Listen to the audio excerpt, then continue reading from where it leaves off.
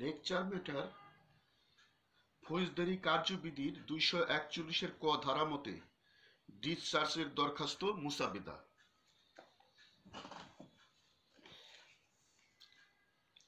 প্রশ্ন: জনাব ক, যিনি একটি ফার্মের অংশীদার, তিনি অপর অংশীদার জনাব খ এর বিরুদ্ধে ঢাকা মেট্রোপলিটন ম্যাজিস্ট্রেট আদালতে এই মর্মে অভিযোগ করলেন যে তার পার্টনার খরিদ্দারের নিকট হতে সর্বমোট 10,500 টাকা গ্রহণ করেছে, কিন্তু ফার্মের অ্যাকাউন্টে জমা দেন নাই।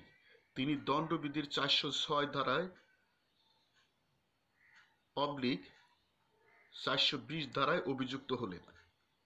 খ, আপনার সিনিয়রের চেম্বারে আসলেন।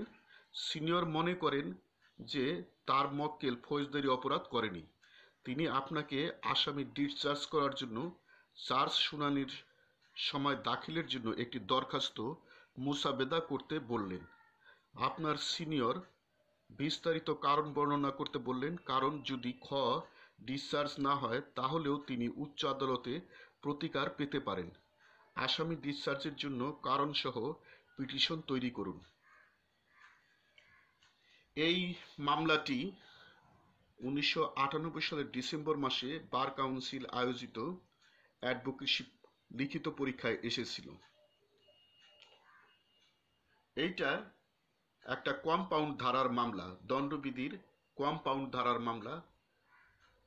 কম্পাউন্ড ধারা হলো, দণ্ডবিধির কম্পাউন্ড ধারাগুলো হলো এরকম যে অনেক সময় অপরাধীরা একটা অপরাধ করতে যায় অনেকগুলো অপরাধ করে, তখন ভিন্ন ভিন্ন অপরাধের জন্য অনেকগুলো দণ্ডবিধির ধারা একত্র করে মামলা করতে হয়। যখন অনেকগুলো দণ্ডবিধির অনেকগুলো ধারা একত্র করে মামলা করা হয় তখন এগুলিকে দণ্ডবিধির কম্পাউন্ড ধারা বলে। যেমন এখানে 420/406 দণ্ডবিধির এই ধারা দুটি কম্পাউন্ড ধারা। সমস্যা: জনাব ক, যিনি একটি ফার্মের অংশীদার, তিনি অপর অংশীদার জনাব খ এর বিরুদ্ধে ঢাকা মেট্রোপলিটন ম্যাজিস্ট্রেট আদালতে এই মর্মে অভিযোগ করলেন যে তার পার্টনার খরিদ্দারের নিকট হতে সর্বমোট 10,500 টাকা গ্রহণ করেছে, কিন্তু ফার্মের অ্যাকাউন্টে জমা দেন নাই। তিনি দণ্ডবিধির 406 ধারায় অভিযুক্ত হলেন। খ, আপনার সিনিয়রের চেম্বারে আসলেন। সিনিয়র মনে করেন যে তার মক্কেল ফৌজদারি অপরাধ করেনি। তিনি আপনাকে আসামি ডিসচার্জ করার জন্য চার্জ শুনানির সময় দাখিলের জন্য একটি দরখাস্ত মুসাবেদা করতে বললেন। আপনার সিনিয়র বিস্তারিত কারণ বর্ণনা করতে বললেন। কারণ যদি খ ডিসচার্জ না হয় তাহলে তিনি উচ্চ আদালতে প্রতিকার পেতে পারেন। আসামি ডিসচার্জের জন্য কারণসহ পিটিশন তৈরি করতে হবে। এখানে আর একটা বিষয় উল্লেখ করতে হবে বিজ্ঞ আইনজীবী বন্ধুগণ, যে 1998 সালের ডিসেম্বর মাসে এই প্রশ্নটি এসেছিল। এখন যদি এই প্রশ্নটাই আসে তাহলে মূল প্রশ্ন ঠিকই থাকবে, একটু চেঞ্জ করে দিতে পারে।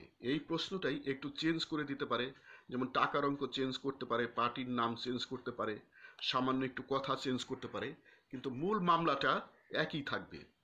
এই বিষয়টা আপনাদের প্রশ্ন ভালো করে যদি আপনারা বুঝেন তাহলে আপনারা এই চেঞ্জটা ধরতে পারবেন। তাহলে আমরা এখন ডিসচার্জের দরখাস্ত মোসাবেদা করি। এটা একটা দণ্ডবিধির কম্পাউন্ড ধারার মামলা। ডিসচার্জ অবলিক অব্যাহতির দরখাস্ত মুসাবেদা। জেলা ঢাকা, মোকাম বিজ্ঞ মেট্রোপলিটন ম্যাজিস্ট্রেট সাহেবের আদালত ঢাকা। সূত্র পিটিশন মামলা নম্বর ... ধারা 420/406 দণ্ডবিধি 1860। ক, স্থায়ী ঠিকানা বর্তমান ঠিকানা ফরিয়াদি আন্ডারলাইন। খ, স্থায়ী ঠিকানা বর্তমান ঠিকানা বনাম। খ, স্থায়ী ঠিকানা বর্তমান ঠিকানা আসামি দরখাস্তকারী আন্ডারলাইন। বিষয় ফৌজদারি কার্যবিধির 241 ক ধারা মতে ডিসচার্জ অব্যাহতির আবেদন। দরখাস্তকারী আসামি পক্ষের যথাবিহিত সম্মান প্রদর্শনপূর্বক সবিনয় নিবেদন এই যে এক, দরখাস্তকারী আসামি বাংলাদেশের একজন সুনাগরিক এবং আইনের প্রতি পূর্ণ শ্রদ্ধাশীল ব্যক্তি বটে। অন্যদিকে ফরিয়াদি পরবিত্তলোভী, সুবিধাভোগী, মামলাবাজ, হারমাইট প্রকৃতির লোক বটে। দুই, অদ্য ড্যাশ ড্যাশ রোজ ড্যাশ ড্যাশ মামলার 4 শুনানির দিন ধার্য আছে। তিন, আসামি দরখাস্তকারী ফার্মের মোট 10,500 টাকা গ্রহণ করলেও তা তিনি নিজের কাজে না লাগিয়ে ফার্ম সংক্রান্ত ব্যবসায়িক কাজে লাগিয়েছেন এবং তৎমর্মে ফরিয়াদিকে অবহিত করেছেন। 4, আসামি দরখাস্তকারীর উক্ত অর্থ আত্মসাৎ করার কোনো অসৎ উদ্দেশ্য কিংবা দুষ্ট মন মেনসরিয়া না থাকায় মামলার সিদ্ধান্ত মতে অত্র মামলা দণ্ডবিধির 406 ধারার কোনো উপাদান নেই। নুরুল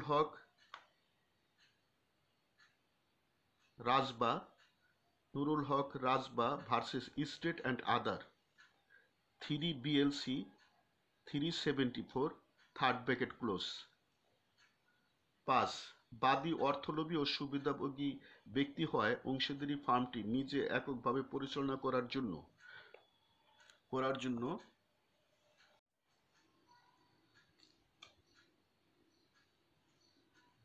5, বাদী অর্থলোভী ও সুবিধাভোগী ব্যক্তি হওয়ায় অংশীদারি ফার্মটি নিজে এককভাবে পরিচালনা করার জন্য ও একচ্ছত্র মালিক হওয়ার আশায় দুরবই সন্ধিমূলকভাবে অত্র হয়রানি মামলা দায়ের করেছেন, যাতে আসামি দরখাস্তকারীকে তার ন্যায্য পাওনা থেকে বঞ্চিত করে ফার্ম থেকে তাড়িয়ে দেওয়া যায়। 6, অংশীদারি কারবার বিলুপ্ত না হওয়া পর্যন্ত কেবল একজন সহ-অংশীদার কারবারের সম্পত্তি কোনো বিশ্বাসজনক যোগ্যতায় ধারণ করে না এবং কারবারের সম্পত্তি পরিচালনা করার জন্য একজন অংশীদারের উপর ন্যস্ত না থাকার কারণে Mostafa Chowdhury and others versus the state and other 3 BLD HCD whole first bracket 190 মামলায় প্রদত্ত সিদ্ধান্ত অনুযায়ী আসামি দরখাস্তকারী কোনো অপরাধমূলক বিশ্বাসভঙ্গ করেননি, অর্থাৎ 406 ধারায় কোনো অপরাধ করেননি। 7, যেহেতু আসামি দরখাস্তকারীর বিরুদ্ধে দণ্ডবিধির 406 ধারার অভিযোগ সুনির্দিষ্টভাবে প্রমাণ করার মতো সাক্ষ্য প্রমাণাদি নেই এবং যেহেতু কোনো অংশীদারকে অত্র ধারায় অভিযুক্ত করা যায় না 35 DLR 38 হোল ফার্স্ট ব্র্যাকেট, সেহেতু অত্র মামলা থেকে আসামি দরখাস্তকারীকে ফৌজদারি কার্যবিধি 241 ক ধারার বিধান অনুযায়ী বাদী, ফরিয়াদি ও আসামি দরখাস্তকারীকে তাদের বক্তব্য পেশের সুযোগ দান এবং মামলার নথি ও তৎসঙ্গে দাখিলি দলিলাদি বিবেচনাপূর্বক ডিসচার্জ করার একান্ত আবশ্যক বটে। অতএব বিজ্ঞ হুজুর আদালতের বিনীত প্রার্থনা এই যে উপরোক্ত অবস্থা ও কারণাধীনে ন্যায় বিচারের স্বার্থে আসামি এবং দরখাস্তকারীকে অত্র মামলা হতে ডিসচার্জ প্রদান করতে হুজুরের সদয় মর্জি হয় এবং এরূপ দয়ার জন্য বিনয়াবনত আসামি দরখাস্তকারী বিজ্ঞ আদালতের প্রতি চিরকৃতজ্ঞ থাকিবে। আরজ ইতি তারিখ। লেকচার সমাপ্ত।